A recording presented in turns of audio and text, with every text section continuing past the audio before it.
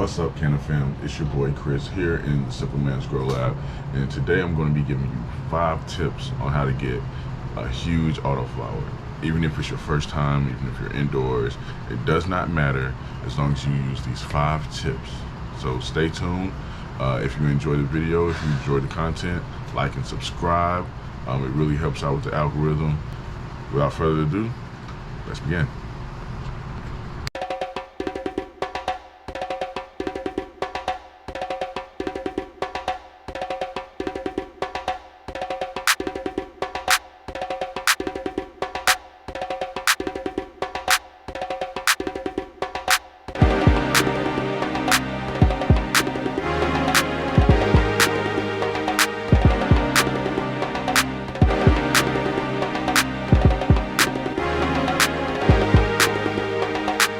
And so, 5 things to help you grow huge autoflowers. Now, when I first began autoflowers, which was actually about 5 months ago, it was my first autoflower grow. It was my first indoor grow for this year. So I did a lot of research. I went to a lot of people's channels, went to a lot of people's pages on Instagram, and I just wanted to know, I heard autoflowers only grow about 1.5 feet. At the max 2 feet. I've been told that you shouldn't repot. Well, my first suggestion is to repot. When you start seeing I had my pot started out in 1 gallon, and I saw especially the Amnesia Haze and a couple of the White Widows. They were really branching out and they were really getting tall, and I was like, let me just experiment with this Amnesia Haze and let me see if I can do something with it. And so I made a video about it, repotting your autoflowers, how to repot. And yeah, the Amnesia Haze, then when I repotted her, she was almost 2 feet tall, and she's almost grown. No, she has grown about 1.5 feet since. My crew is big and it keeps getting bigger. That's 'cause Jesus Christ is my nigga.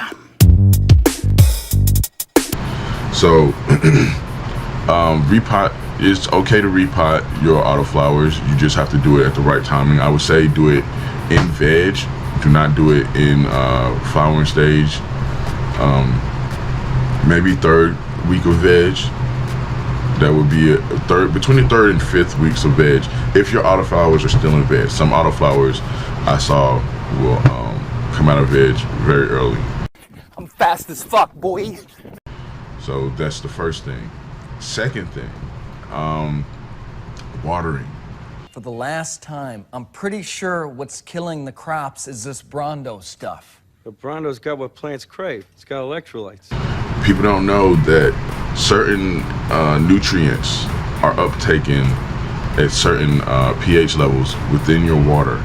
So if your water is sitting at a pH of 6.7, then some of those micro and macronutrients that are only uptaken when the pH level in the water and soil is about, let's say, 6 to 6.5, well, you're out of that range.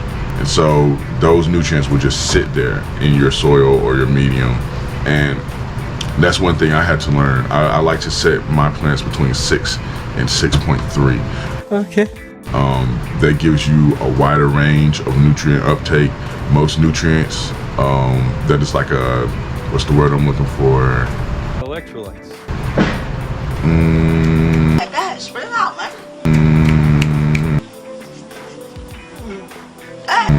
Cannot think of it right now. It's basically, it's the neutral zone. Go ahead, you got it. 6.3 I think is the neutral zone, but between 6 and 6.3, let me not say 6.3 exactly, I just try to aim for 6.3 every time. So there's that. Number three, please use Mycos. Not necessarily just the brand Mycos, but use some sort of mycorrhiza inoculant. I know a lot of soils have it already added into the soil, but it doesn't hurt when you're up potting to put some mycorrhiza, whether it's Great White Shark or Mycos or any other brand, and just apply it. When you do this, it helps the root zone expand. It also inserts beneficial bacteria and fungus into the grow medium so the plant can recover faster. So I would say use some sort of mycorrhiza inoculant when you're up potting. Number four is lighting. Now, everyone knows that you need a good light. My Amnesia Haze, I actually sort of let her be greedy and absorb most of the light. She was already big enough where she was taking most of the light. That's a huge bitch. And I had to make sure the distance of the light stays optimal, because if not, if you have the light too close, you can get light stress and heat stress. These are two different things. I had to learn it myself. I was actually told by my boy on 420 scene that heat stress and light stress aren't the same thing. Heat stress is, of course, because it's too hot, but light stress is because there's too much light going into this one area. And how can there be too much light? Where if there's not enough carbon being filtered into the plants, if there's not enough nutrients being added to your waterings, Electrolytes. then the plant is going to be told to overwork without having the actual tools to work that hard with such an intense light. So I would say, depending on the size of your grow area, if you're growing in a tin, a closet, a room, whatever, that should determine the light intensity. I have 2 grow lights growing in my closet at one time. I have a Blurko light, and I have a light that's very similar to a Mars Hydro type light. It's supposed to be full spectrum LED, and it really does its job. It really helped this plant blossom. So again, lighting. Make sure that your lighting is optimal. And where am I at now? Is that 3 or 4? I don't remember. Oh, okay, let's go to 5. All right, and now tip number 5. I would say that my experiment with creating my own CO2 has really helped all of my plants, even the vegetables, even the microgreens, my various cannabis plants. They've all benefited from having the CO2 being released into the grow area.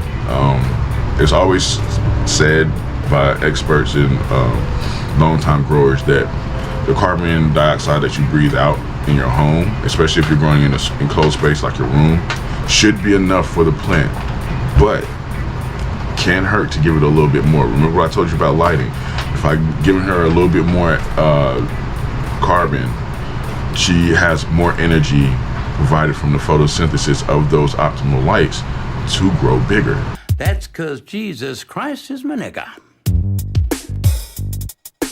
And so that's one of the things that I noticed and I really concentrated on. So I hope this is helpful to you guys.